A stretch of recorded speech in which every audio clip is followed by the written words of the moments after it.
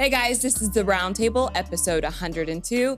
I am Jenny Walker, the social media ministry leader here at Life Church, and this is Mike Hill. He is our lead pastor, and sitting in between us is the one and only Ricardo Mullinax.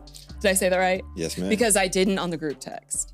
For some reason, I was thinking it was Mullinax. Oh. So Corinne texted me, and then I sent out another text. I just have him in my phone as Ricardo CrossFit. Yeah. Yeah. I'm not with CrossFit. Yeah. I know you're not, but I mean, I don't know how else should I just put Ricardo gym guy. Sure. Does it, That's Spartan cool. and that kind of stuff seems like CrossFit though. It does. It always It's does. all related. I mean, Yeah. you're talking about functional fitness rather than, bodybuilding or something like that. It's all trying to move your body. So yeah, it's all related. I'll never remember your first name or your last name. So I have to put it in there like with what you do. That's cool. So I just, maybe in the beginning when I put it in there, I did think you did CrossFit. Yeah. Probably did. Huh? No, I'll just put it in there as Ricardo, the gym man. All right. The gym guy. With good hair. How about Ricardo Spartan? Ricardo Spartan. Ricardo Spartan. Yeah. Yeah. There you go. To be perfect. Yeah. Because Thank with you. the name Ricardo anyway, you're super cool. Yeah. Well, thank you. Right? Like if Yeah, you you don't have hear it very often. I don't think you hear it ever. No. It's actually a nickname. So my given name is Richard. And What? yes. Yeah. How do you get Richard or Ricardo from Richard? You moved to Central America. Okay. And So what? it's really easy after that, So, When did that happen? that was 2009. We moved Okay. to Central America, yeah. And so spent a year in Costa Rica and then maybe about like 5 more in El Salvador. So pre-East or wherever the heck you were, that country. Pre-Easter. And Eastern Salvador. Pre-El Salvador, There you you were go. Richard. And then when you came Yeah. out People and actually back to called you America, Richard? Yeah. Oh, yeah. Really? They didn't call you like Rick? No. They call you Dick? Yes, No. that's what I was thinking. No. No? Is it Always Richard or is Richard. it, what's the other one for that? Dick. Never mind. No, that's the only one. No, because remember, I thought it was something else like in another episode. Yes, you I were- can't remember what the word was or the name. Yeah, either way. Probably So really, Jerry. it's always been Richard. Yeah. Well, when I got into high school, I Ricky? decided I was going to play football in high school, right? Yeah. And so I go to start lifting weights after school like you do. Mhm. And I'm lifting and the coach is like, just right there on the spot, renames me Rich. Rich. Yeah. And so everybody else through high school would call me Rich. I never once called myself that, but that's what everybody did. Calling all through high school. And so then I went with Richard. And then, like I said, when I went to Central America, I picked up Ricardo. And then when I was teaching, my other nickname was X because, X. yeah, the place where I taught, the tradition was to call the teacher by the first letter of their last name. So I should have been Mr. M, but that was already taken. So they took the last letter of Mullinax, which is an X, right? And so they call me Mr. X or just X. Yeah. You kind of look like a Ricardo X. A Ricardo X. Yeah. That sounds Combine 'em. intense. Yeah. There you go. I'm just fascinated that you went to a country as Richard or Rich and then left as Ricardo. Yeah. That What would be age like were you me when you going. went? I'd have been like 35, 34. When the first time you went to Central America? Uh-huh. See, Yes. like that's a long time living. That's like me in a couple years going to Central America and coming out Madison or something. You know? Madison. Oh, I've always wanted to be called that. I mean, that is just as different as Yeah. Richard and Ricardo is. No, Yes, it's it's like a lot different. Yes, it is. That is Okay. a different name, Ricardo and Richard. Okay, Madison and Jenny It's the same. might be a little bit of a stretch. Whatever. Yeah, anyway. Okay, Ricardo, Mr. X, Ricardo X. Rich. Yeah. Tell us about you. What you want to know? Anything. Everything. Tell us about what's going on. Well, I got a question that I didn't Yeah. ask in the text message. Maybe I'm not allowed to say this. We're allowed to talk about what happened yesterday morning. Was that like a... Yeah. Oh. Yeah. So did he have his whole hip replaced? No, so my oldest son, Alton, you're talking about, had a piece of his bone, the ball on the hip. Yeah. Mhm. There's kind of like a little bump on it, and Oh, wow. on the bone, right? And so that was sticking out, and it tore the labrum in the hip, and it had been that way long enough that it also wore a hole in the cartridge. So they went in, laparoscopically, and they repaired the labrum, and they found that little hole in the cartilage, and so they did a bunch of little drilling. We call it micro drilling, so that hopefully it'll it'll grow regrow the back. cartilage. Yeah. Wow. That's a intense surgery. Yeah, and my son is, he is a very tough young man. He does not whine. He's not complain. And as a matter of fact, when he blew out his ACL, oh wow, he was at a wrestling match in Virginia, and he blew it out. Like when the physician's assistant looked at it, he said it was shredded. Ew. There was nothing left of it, right? And he wrestled later that day because his team needed him. Oh wow! In order to win, and he wrestled and won the match, right? So he's a person who's mentally tough, yeah. Right? And so yesterday, to see him in the amount of pain he was, I knew that it was bad. It was intense, right? And that's a decent amount of recovery time. Yeah, they said for him to get back to wrestling, it'll be 6 to 9 months. Yeah, that's a lot. Yeah. So. Because it has to try to regrow all that cartilage and right. Yeah. Yeah, but anyway, no, just what's going on in life? What do you like? What are you doing? What's happening now? So I'm a father of 4. That's probably the most important thing about me. I love being a dad. My oldest is and just finished his sophomore year at Aurora University. He wrestles there. The next one down, Felice, is very active here in the kids ministry and with the thing they do on Wednesday nights. And she's a track star? Yeah. She does very well at track and cross country. She wrestles, but nobody knows that about her. Yeah, she actually went to state this year in girls wrestling. Oh, wow. Yeah. They have a girls wrestling team at Columbia City. Do you want to be the coach? No.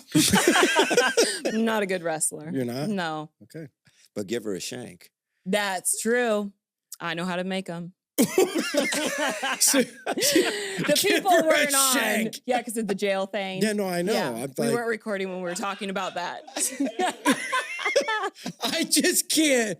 I can't imagine you. Can't picture it. You wouldn't use a shank. Back in the day, probably. No. Yeah, you don't know the old Jenny. You don't know the Jenny that was shanking people. I mean, I've never shanked somebody, but if I had to, I would have. You would have.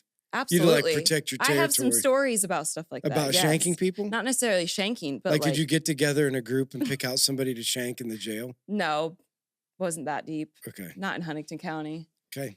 No, I'm just wondering. I can't see you hitting somebody. Well, that's a very nice compliment. No. Anyway, sorry. Welcome to the RoundTable podcast. Brought to you by the makers of Ritalin. Yeah. Yes. Oh. Okay, now what were we talking about? Yeah, exactly. Squirrel. No, I did. No, we were talking about your kids, please. Yeah. Track star. Felice, I got us back on track well. Yeah, good job, Jenny. That never happens. Yeah. It doesn't. Being a track star and a wrestler. And a wrestler, yeah. And then my next one is a freshman. His name's Arrow, like bow and arrow. He's a math whiz, and he wrestles, and he does football. I wish I could have a cool name like that. I know. I was thinking, like, all of your kids have different names. Yeah. How did that happen? Well, that's normal. You don't name your kids all the same. Well, I know that. But, like, those are, like, unusual names. You know what I mean? Like, they are not heard very often. Like Felice, isn't? I don't think so. What's your oldest son's name? Many. Alton, Alton. Yeah, and that's unusual. That one is. How did you come up with them? So for me, naming, the name was important. You look at the scriptures talk a lot about what's in a name, and even Abram getting renamed, Saul getting renamed. There's a lot to be said for a name. So you got renamed like Saul and Paul. I did. That's what happened. That's what happened. That's what happened when Richard and Ricardo. That was why. That's it. The old Richard. You want to meet him, man. Yeah. Probably true. But yeah, Alton. So my grandfather was Alton Richard. Okay. My dad is Alton Wyatt. My brother's Alton David. And so he's Alton Wayne, named after both of his grandfathers. Okay. Felice, actually, we were out in Montana, living in Montana, and some people from a church in Chicago where we had been a part of came out to visit us to do a mission trip to Montana because actually scariest place in the world for someone from the inner city of Chicago is Montana. I mean, it just freaks you out. Really? Right? So they did a big mission trip, and they came out, and we had them staying at houses of different people, you know, and 3 of them stayed way up, you know, like 30 miles up by the Canadian border on a farm, and the family loaned them a car to come into town, and on the first morning they wiped out on the gravel, and it killed a 17-year-old young man named Felix Morales. Oh, wow. And Felice was born just 12 days later, and we named her after Felix. Oh, my gosh. Wow. Yeah. Judas. Yeah, that's a... On a mission trip, driving back to town, and they wiped out on a gravel road. Yeah. Wow. Yeah. Wow. Yeah. So, I mean, it was very meaningful that he was, even though he was scared to come there and it was very intimidating, he still surrendered to that call. You know, we thought that was a really great heritage to have in her life. Yeah. Yeah. And so then Arrow, my wife got my former wife, she got an elk tag the year she was pregnant with Arrow. And you apply for them all the way back in like February, or, you know, spring time frame. So we didn't know she was pregnant when we applied for it. She gets this very hard to draw either sex elk tag for the Sweetgrass Hills. So along comes October, November, we're dragging her very pregnant self all over the Sweetgrass Hills trying to get this elk. And one guy who would let us kind of drive back and hunt on his land was Errol, Errol, like Errol Flynn. But, you know, when you say it, arrow, you know, it sounds kind of like arrow. And, you know, you're archery hunter. I know you talked about hunting. Yeah. So, you know, a well-placed arrow is one of the most efficient killing things, you know. And we just thought about, you know, instead of naming him maybe for his heritage, but for his future, just having an impact for the kingdom. And then the last one, Raquel, she was born in El Salvador. And my wife. She was? Yeah. That's cool. So my then wife's sister is Rachel, and the Spanish form of that is Raquel. Okay. Yeah, so she, being born in El Salvador, you know, she got the Spanish form of the name. That is so neat. I would love to know how many people put that much thought into naming their kids. I know. Nick? Mike? Huh? Mike? I didn't put in any thought. Sherry's like, well, I'll give you Brady is from, there's some guy on Days of Our Lives. It's Bo Brady. That's where he came from. And I actually don't know where the rest of them. You know, Sherry just said Brady, Lexi, Isaac. Sounds good to me. Yeah. I mean, I need to become a deep, thoughtful guy like that. My dogs are named after like that. Okay, we'll go through the story. Well, Are they as impactful as that? I mean, not really. Okay, They're not give us your story but then. I do think of names. Give us the story. So Grayson, Grace was, it's multiple meanings. At first, I wanted to name my dog just Gracie, you know what I mean? But then he liked me better than the girl dogs did. So I got him.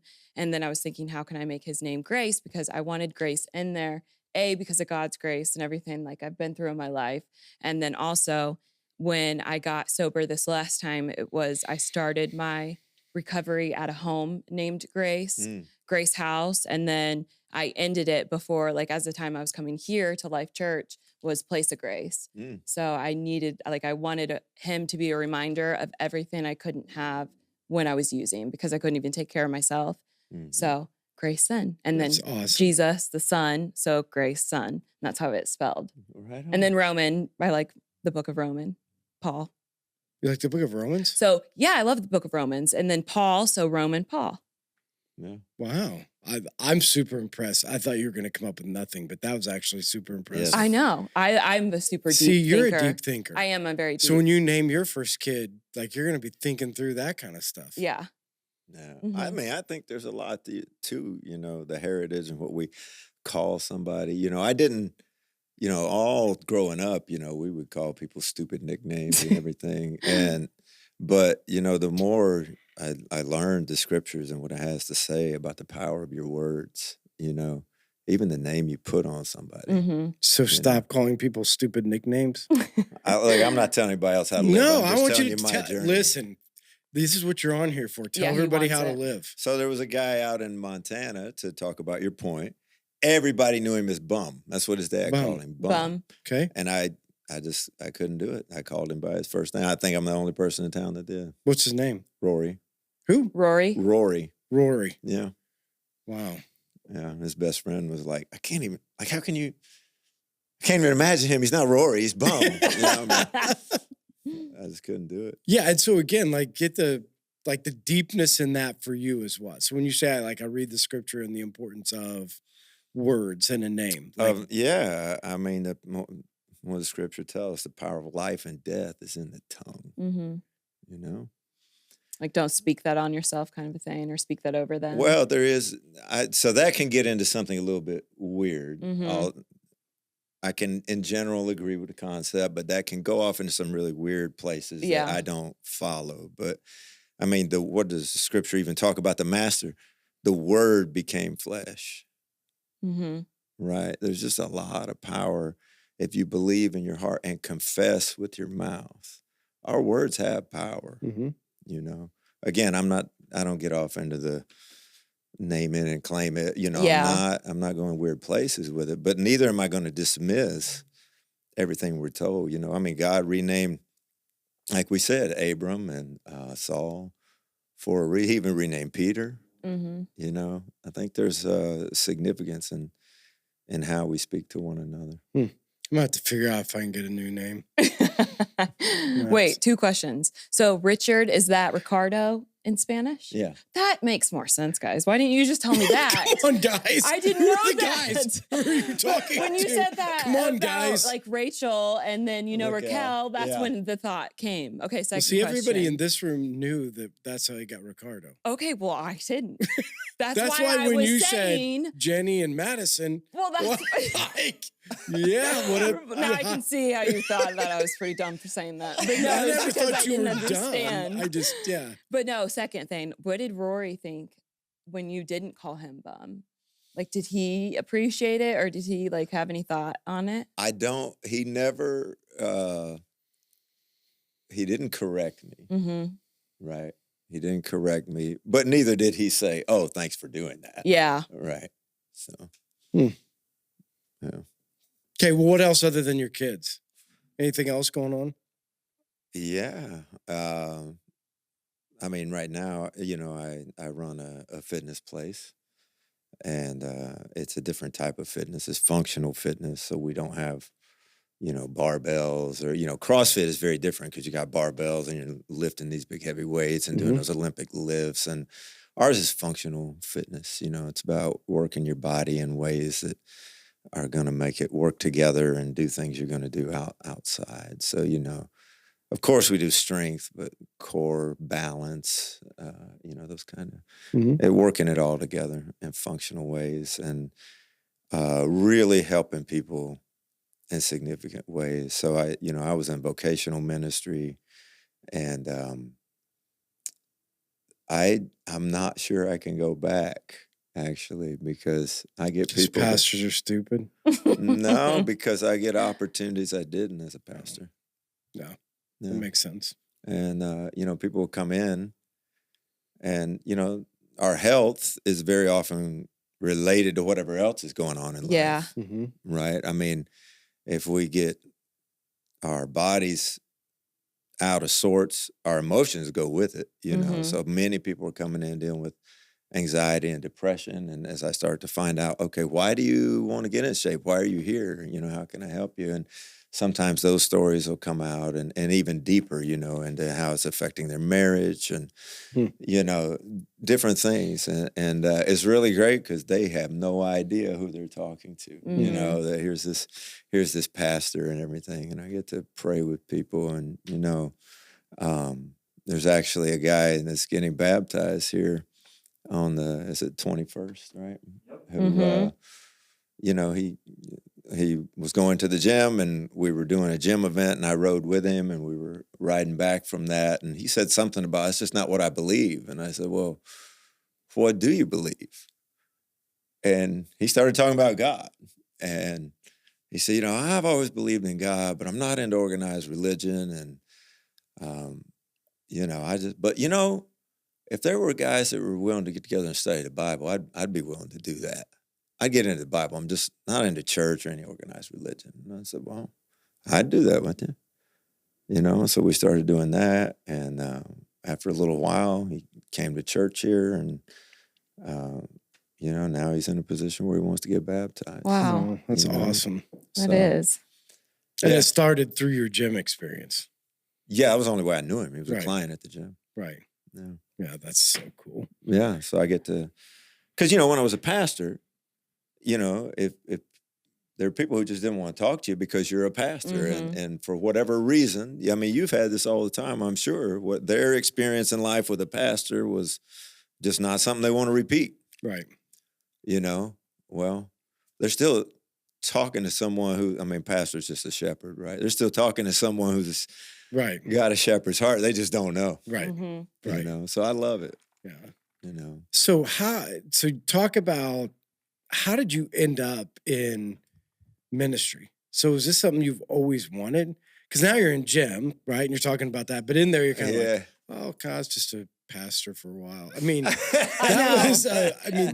was a decently, that was a pretty significant part of your journey in your life, but how'd you end up in there? Like, is that something you always wanted? You grew up as a kid and be like, no. Parents were pastors. My dad was for a while, and I hated it. Yeah. And didn't want anything to do with hypocrites. So, by the time I was a teenager, I knew I couldn't live up to it. And so I wasn't going to be a hypocrite. So I walked away. I didn't fall away. I walked, And you're from around here? I graduated high school in Fort Wayne, Yeah. Wayne High School. Yep. So, eventually experienced Christ as Savior in a life-changing way. And started, it was right about the time I got married, actually. And just started that, to get discipled and get in a men's group and growing. And it, when I was a kid, growing up in church, every time the missionaries would come, I thought, oh man, that's cool. It just intrigued me, and I would be the pesky little kid going up talking to them afterwards, like, what kind of money is this, whatever. And so when I came to Christ, experienced him as, at like 22, 23, then that flame just kind of came back to life, to want to do missions. And I was a part of a Christian Missionary Alliance church, Westview Alliance in Fort Wayne. And in the Alliance system, they have you, like, to be a missionary with them is a very, at least at the time, it was a very specific path. Like, you go to seminary and you get trained as a pastor, so that then after you've been trained and gone through that, now they can kind of send you overseas with more experience and more confidence and everything. Huh. So I didn't want to be a pastor at all, 0%. Right. But that was what I did want to do, was become a missionary. And so I went through that, and it was just one of those things where, God shaped me and molded me. And how old were you when you did this? Which part? When you decided you were going to be a missionary and go to seminary. And Oh, man, like, when we were making that decision, I was probably like 23. Wow. Yeah, 24 or something like that. So you were married earlier, like younger? Yeah, I got married at 22. Wow. Mm-hmm. That's what young? was your, I think so. What was your It is now. life? Yeah, now it is. Yeah. Your life-changing moment, like that, your transformation with, like, when you got back with God, what was that? So I was, it's a kind of a part A and part B, like one thing led to the other. Okay. So I was getting in the church. There's like, I don't know how many hundred people in the sanctuary, right? We're about to go up front, and I'm in the pastor's office with my dad and the pastor, because my dad, being ordained and a former pastor, he was going to have part in the ceremony. So I'm in the pastor's office. We're about to go out there, and they say, let's have a time of prayer. And I've had several really unique spiritual experiences spread throughout my life. I don't have these every year or even every couple years, but there's been some sprinkled. And this was one of those really unique experiences where they're praying, and I don't remember exactly what they were praying, but it was like the sensation of a door shutting behind me. Like, I just knew I had to start figuring things out. I'm about to be the man of a house. I gotta figure something out. Mm-hmm.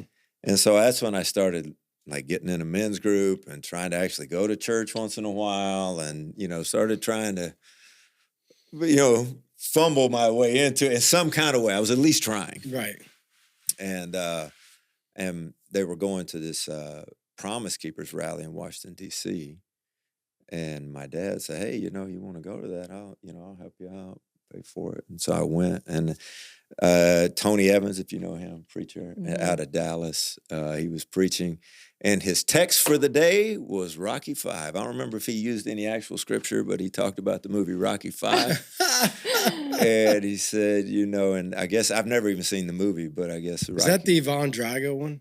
That's right. So here, I'll tell you what I know about the movie. So he gets beat. He's got this Tommy gun guy that he trains to fight, and they have a falling out, and so they're out in the alley, I guess, fighting. And Tommy Gunn's beating up Rocky real bad, and Rocky's down, laying in the alley, bleeding. And he has a vision of his former trainer, and he's saying, "Get up, Mickey." Get up. Wasn't it Mickey's former trainer? I don't know. I've never seen it either. So, but it just pierced my heart, because it was saying Jesus is calling to some of you today that are down and you think you can't get up, and he's saying, "Get up, get up, you bum, because I love you." Yeah, that's hilarious. That's what you remember. Yeah. That was the text. I've never seen the Rocky movie, but yeah. Wow. And so that was the kind of a transformational moment. And then that was a moment. From there, it just like the spark continued. Yeah, when I was there, they were talking about fasting and prayer. And, and they challenged us to go back home. And you remember, did you ever go to the Promise Keeper stuff? I had not been to one. So, they were really challenging men to rise up, and they were challenging men, go home. I want you to get grounded in fasting and prayer. And I went back to my pastor, like, what does not eating have to do with God? This is crazy, you know? But I also came home to a friend of mine was in the hospital. She was giving birth to twins, and she was preeclamptic, and she was dying. Wow. And, come right back home from that experience and start praying for her. And God miraculously turned it around. And the doctor said, we can't explain why you're here, you know? And I just got grounded and just started. I was real hungry, physically and spiritually, And so that's where I started, really growing. And that's what led into, so both of you, you and your wife, were both excited about being missionaries? Yeah. Or was it just you? No, we both were. Because that's even unusual. Yeah. Right? That you pick somebody that was also excited about the same thing. And we met when neither one of us were following Christ at all. Yeah. So, it was quite a unique adventure. Yeah. So can you give us some highlights, some challenges that you had, some good things, some bad things while you were in the missionary journey, some good things? And man. I could tell you stories for days. I mean, I felt like there were times I actually felt like I am on the set of a movie. Really? I mean, the things that I lived through, I lived 5 lifetimes in 5 years. I mean, it was just so, the highs and the lows. Right. It was both. And, I got to work with this program that was rehabilitate, because in El Salvador, the gang problem was out of control, in 2007, when there was kind of a civil war in Iraq, and remember, and they were, like there was Al-Qaeda, and, there was all this mix going on, and it was the second most dangerous country in the world. El Salvador was number 1. Wow. Crazy. Yeah. And it has been, the murder capital at different times and everything like that. But we got to work with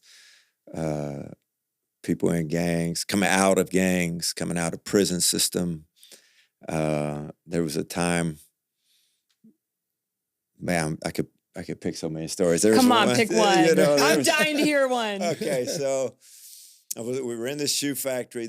We were giving them jobs, giving them training. You know, it was this really neat thing that got even funded by the European Union. And they put me in charge, which is crazy because my experience in manufacturing was like, I toured GM in high school and I watched a documentary on Henry Ford.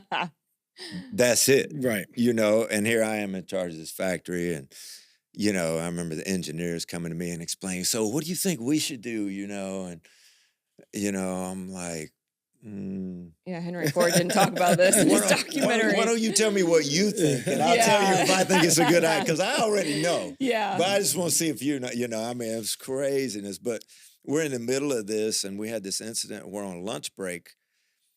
A guy stole another guy's wallet. Oh, no. And we had it on film, and he was denying it. And the young guy that stole the guy's wallet, the guy whose wallet was stolen had been there a while. He'd been in the program a long time. He was deep. He was rooted. Everybody knew him.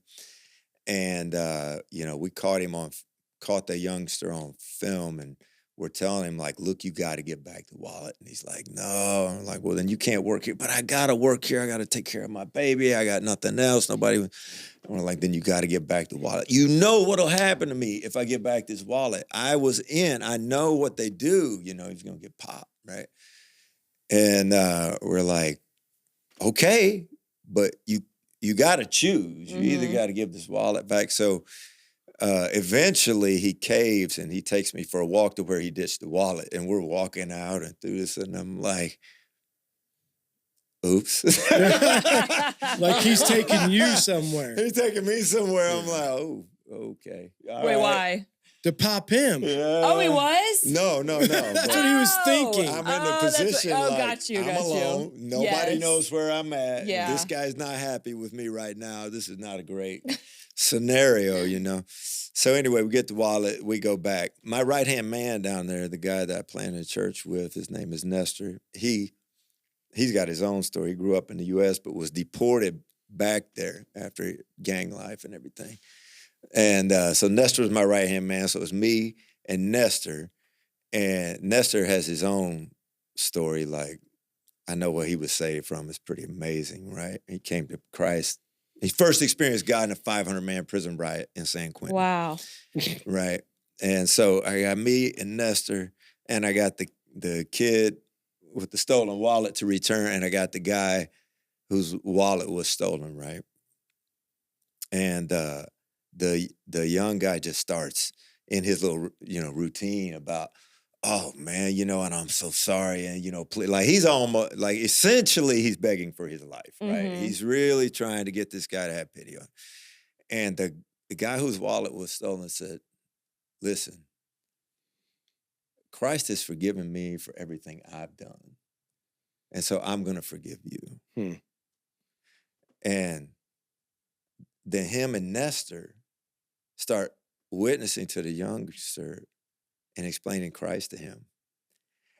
And I'm just sitting back, you know, the missionary, you know, the guy with the seminary degree. Yeah. Right? I'm just sitting back watching this, and I'm like, man, I bet I'm the only dude in this little circle that ain't never killed nobody. So the people that have been killing each other are witnessing. Yes. Witnessing the grace of God, and they know it for real. Right. And they're witnessing it to this guy. And it was just a beautiful moment. Wow. Yeah, that's And awesome. then the guy whose wallet was stolen, so we would every day at the end of the day, we would get up and we would sing a couple of songs right as we dismissed for work. And so we get everybody together in the room, we go to sing, and the guy whose wallet was stolen stood up in front of everybody and said, everybody knows what happens today, and nobody's going to take revenge. I've forgiven this, and it's over. Wow. Yeah. Because he was worried that somebody else was going to. Yeah. Because that's like the culture. Yeah. Oh, yeah. Yeah. So, I mean, so many stories. Yeah, so many good things. Yeah, Wow. that's awesome. Yeah. I love hearing stories Yeah. like that. Like, again, life-changing, life-altering. Yeah, people that were, yeah. What was your greatest challenge being in ministry? Oh, boy. counting the cost. Hmm. Yeah, the master said the one who puts his hand to the plow and looks over his shoulder, he's not worthy, looks back, right? He's not worthy of me because you're not going to plow straight rows if you're looking back like this, right? And, I look back, I see whatever on Facebook and people are together with family, and whatever, making a living, maybe materially better off and comfortable and just, oh man, my kids don't get this opportunity, that. Or I kept looking back, And so that was my greatest challenge, to not really treasure Christ as worth it.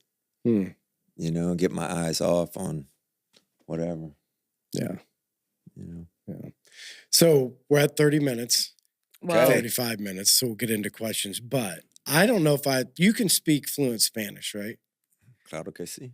Yeah. So, I mean, for our Spanish listeners out there, why don't you give them something? Ooh, yeah. In Spanish. We won't even know what he's saying. Huh? We won't even know what he's saying. No, you'll have to caption it that for the video at some point. Well, what does he want me to tell I don't know. I'm just thinking give him words of wisdom.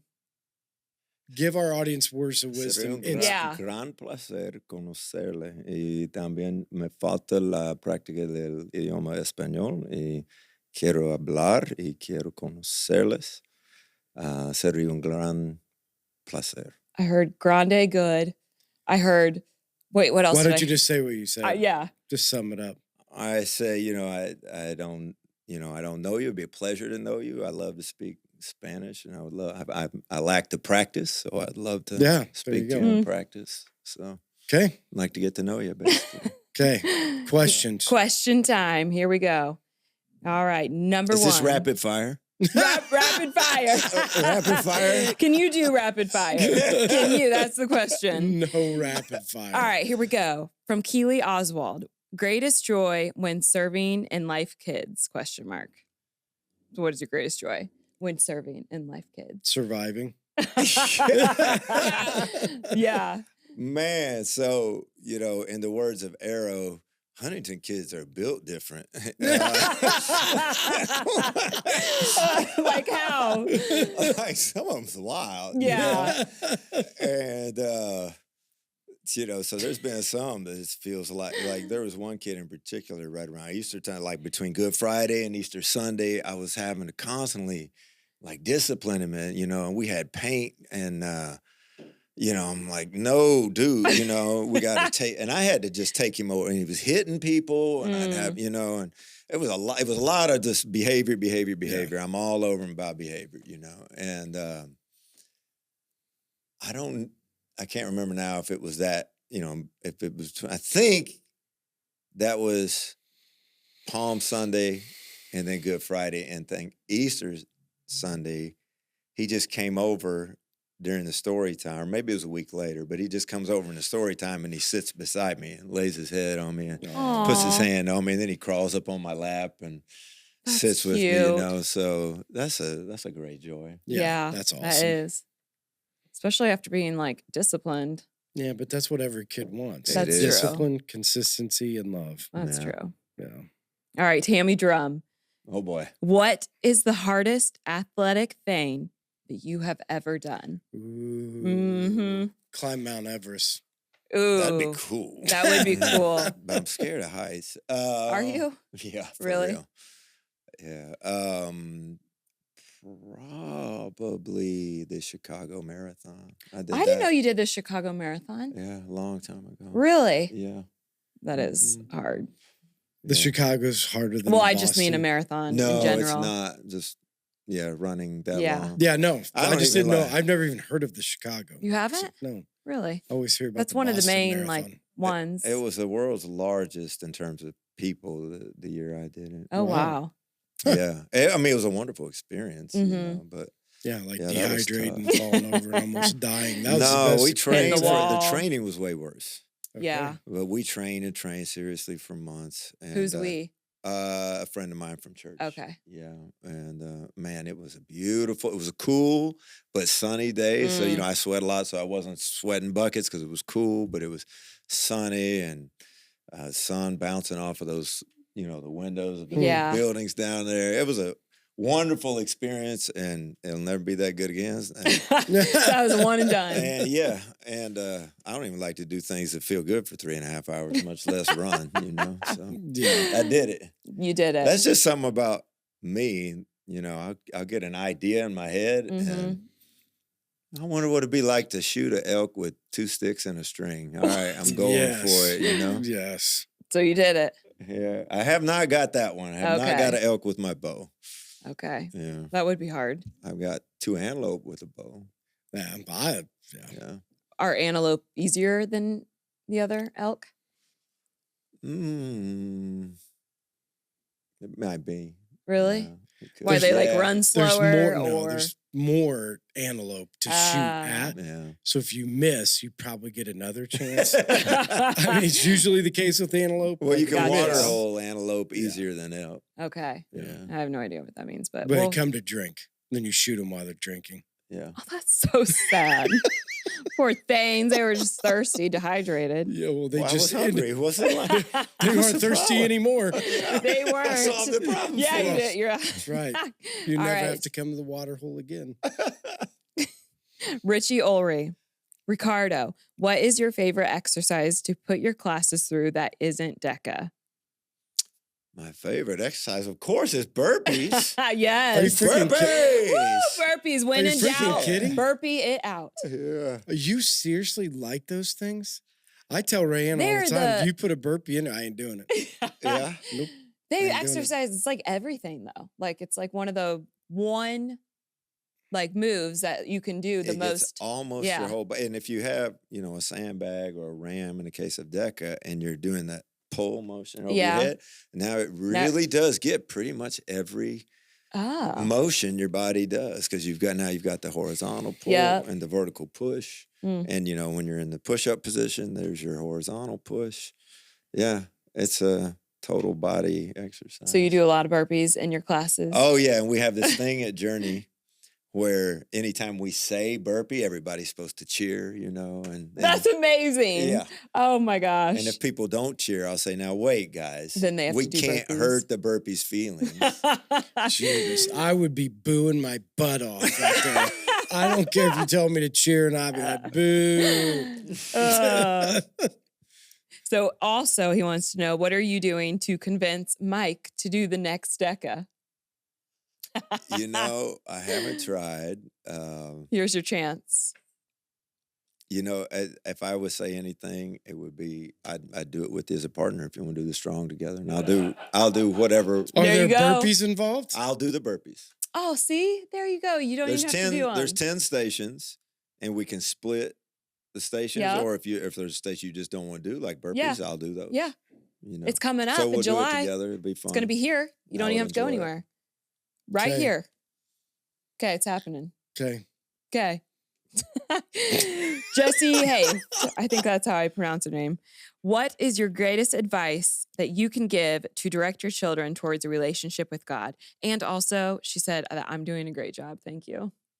You're doing a great job? I'm doing a great job. Yes, Yes, you're doing a great job. Thank you, Jessie, because I Yeah. messed up on his last name and I had to send it in. And yeah. Listen, Yeah. everybody thinks you're awesome. I don't even know why you would ever think you're not doing a great job. Well, one guy in particular, Satan.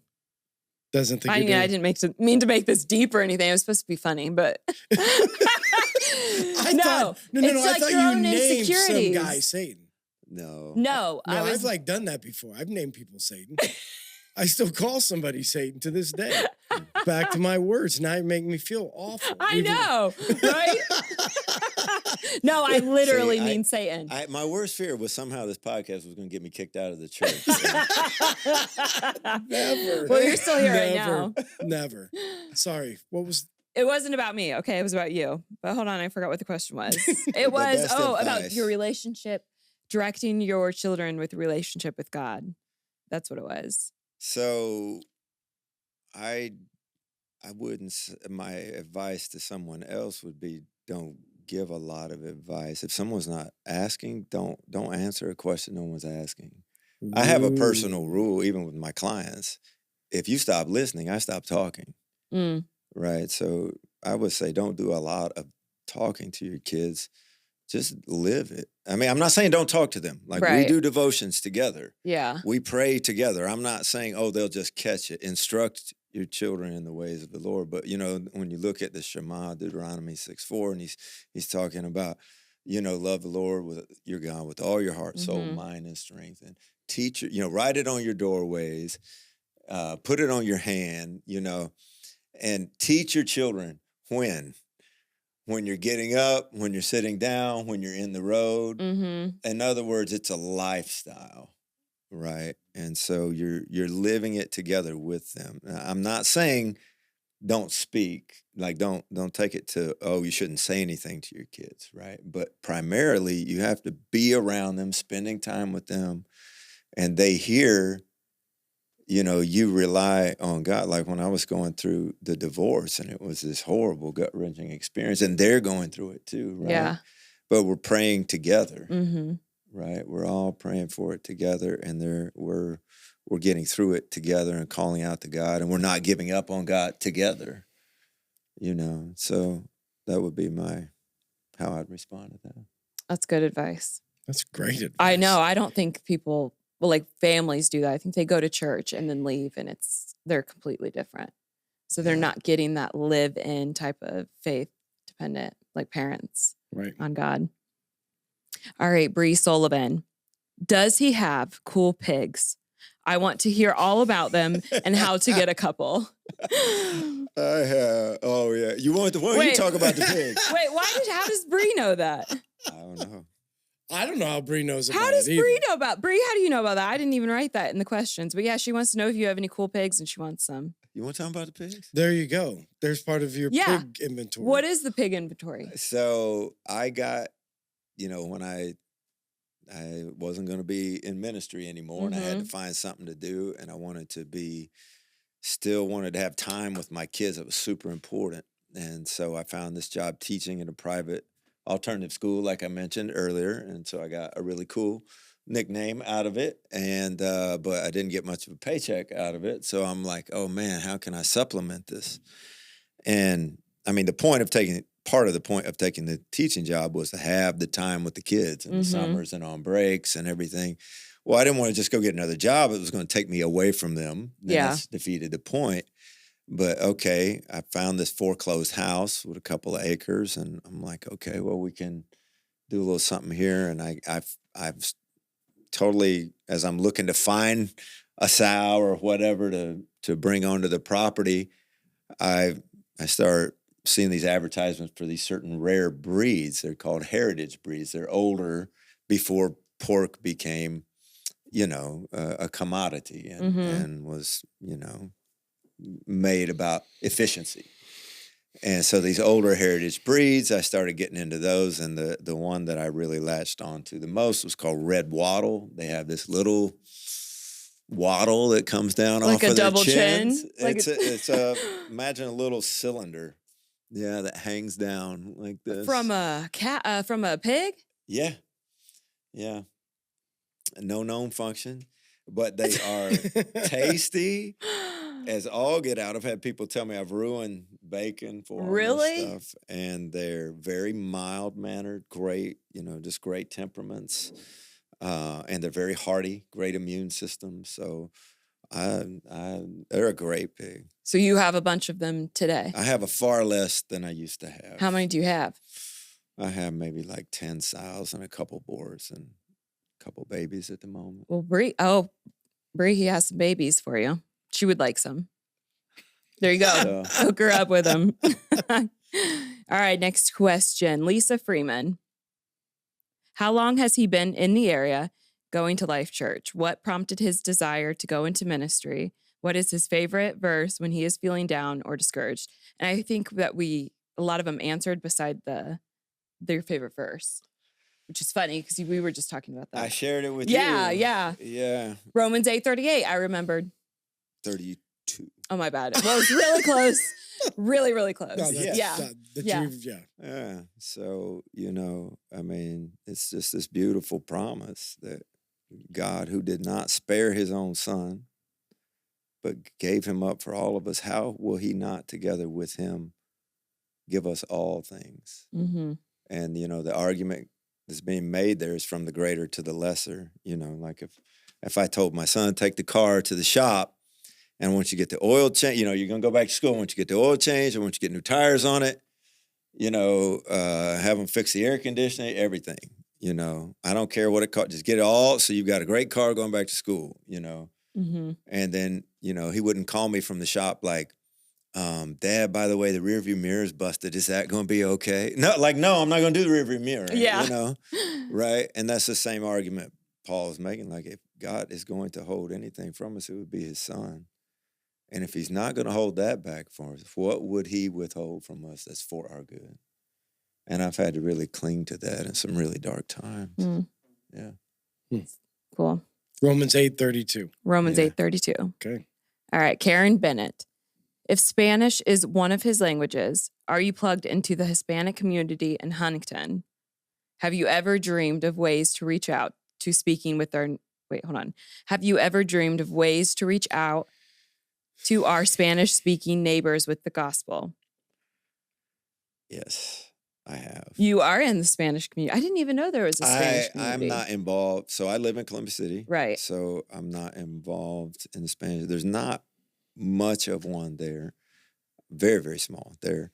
But I'm not involved here. But the answer to the last question of have I dreamed of that? Yes. Really? I have dreamed and just trust God for But it's funny? where he has me. Weren't we on a podcast like a few 50 maybe back? We were talking about a Spanish ministry here. So from the beginning, after because I did a lot of mission work before I ever came to, being a pastor. So right. My dream always was that we would allow somebody who could speak Spanish, use our church and all of our resources and start a Spanish-speaking church. And we just we never found anybody, that could do it. And because again, we have a lot of Spanish-speaking people that work for us, and so that's doing ministry with them, and a lot of them, they travel back to like Logansport or other places where there's Spanish-speaking churches, and so, I don't know if there's one in Huntington or not, but I don't think that there is. What, a Spanish-speaking church? I don't think so. No, because that was Alex that we were talking to. Because she speaks But Spanish. I've always said, back to our dream of just saying like the church can be used in multiple different ways. And we feel like that's a great way. If somebody had the dream, we have all the resources, we get done with the service, do a service, and we can help and serve in that way. But we've just never had that person. Yeah. Well, there you go. Sparking something in you. And then she says, well, College Park used to host indoor soccer and Spanish Bible studies, but the Spanish language church never took off. Do you have any recommendations of how the body of Christ can reach out to this group in our midst? Of how to reach out? Yeah. It's a good question. Where would you even find the Spanish-speaking community at? Like when she said the Spanish community, you said, yes, there is one. In Huntington? Yeah. He said he didn't know. He said there's not much of one in Columbia okay. City. Yeah. Okay. Yeah. Well, she made a very smart observation that if there's people involved in a soccer club, that would be a great place to start. It's really, really interesting when God puts something like that on your heart, on this person's heart. So God is up to something, right? And you start praying and asking God about it and just see what he puts in front of you.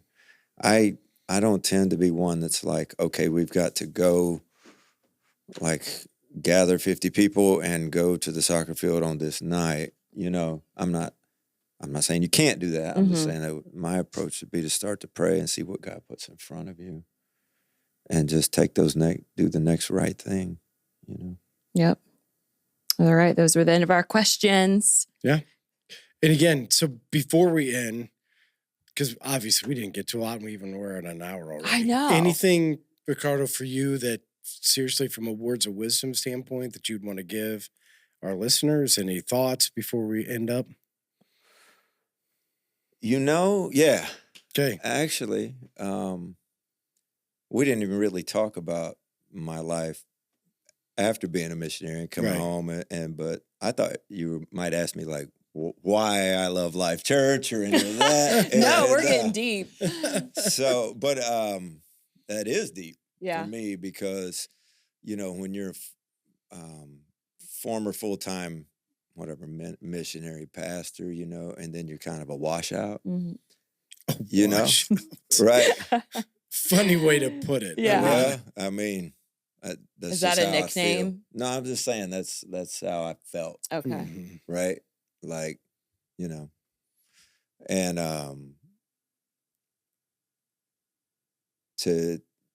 it's tough. It's tough to fit in, right? You and I talked about it. Like, you know, you go into a church and there's that dynamic that's weird. And then when you're a single man at my age in a church, it's super weird too. Like, you know, I mean, if you're single and whatever, 20 something, you know, there's probably like a group of other people, you know, but when you're a single man my age, you know, like even just like when I first was getting divorced and I'd try to go to a men's Bible study. And of course, rightfully so, the men want to talk about their wives and, you know, all I want to do is cry because I don't have one, you know, and,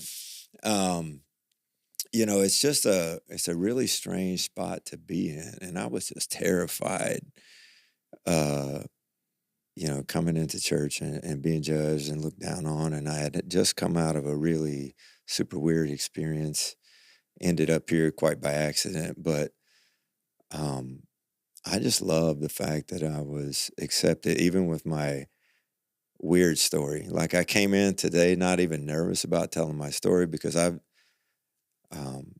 didn't even really, like, when Taylor first kind of approached me and, you know, was talking to me and started taking me to breakfast and stuff, I didn't want anybody to know, you know, I don't want the stigma or whatever. And so anyway, the words of advice, all of that to say, to answer this question, because this is...